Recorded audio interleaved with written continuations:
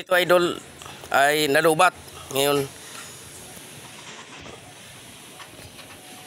Siniris. Yun, pag siris, baliktad. Nakabaliktad ng pag siris, yun. Sa pool.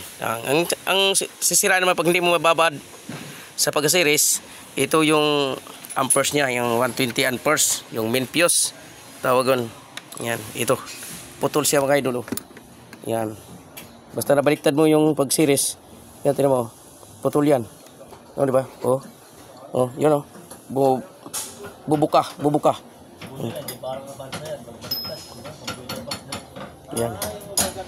Yan, hinangin lang natin idol kasi nga pwede mapapalitan to siya kaso matrabaho. Himay-himay yun natin sa loob to. Tanggalin lahat ng lahat ng sakit wire dyan, tanggalin. Kasi nakaturnilyo to sa loob. Pero ang gagawin natin, parehas lang naman to sa hihinangin lang natin na mabuti. Kaya lang maganda pagkahinang.